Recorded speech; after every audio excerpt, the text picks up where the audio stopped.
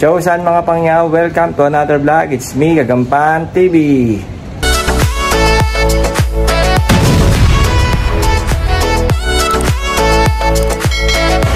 Shoutout sa lahat ng mga nag-subscribe.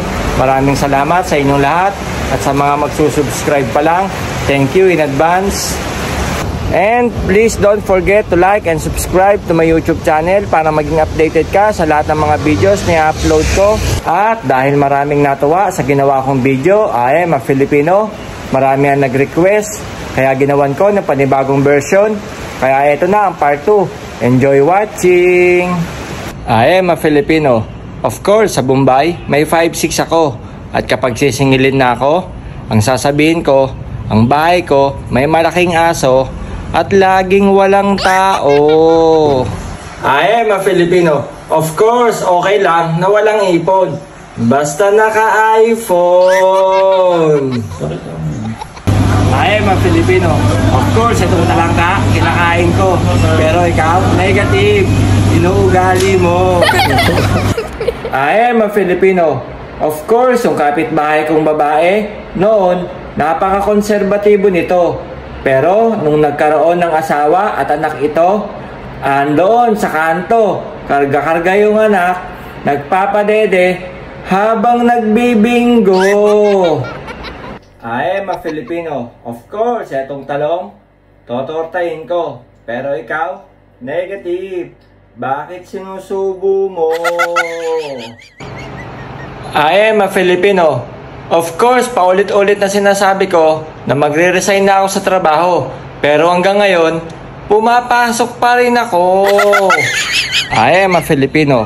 Of course, laging sa katapusan, ang sasabihin ko sa'yo na magbabayad na ako ng utang ko sa'yo. Pero baka sa katapusan ng mundo. I am a Filipino. Of course, itong pechay, igigis ako. Pero ikaw, negative. Bakit kakaiba yung amoy ng pechay mo? I am a Filipino. Of course, kapag tight ko ang kainuman ko, maglalasing-lasingan ng drama ko para mai-take home niya ako. I am a Filipino. Of course, feeling blessed lagi ang mga post ko para magmukhang mayaman ako.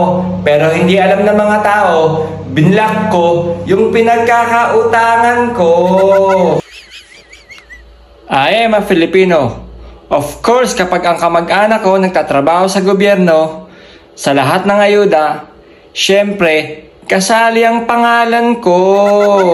I am a Filipino. Of course, maraming beses na tinulungan ko yung kaibigan ko. At nung isang beses na tinanggihan ko to, feeling api-api ang mga drama nito. I am a Filipino. Of course, kahit wala ko ambag sa inuman at puro kwento lang ang dala-dala ko, uuwi akong busog at lasing na lasing pa ako. I am a Filipino.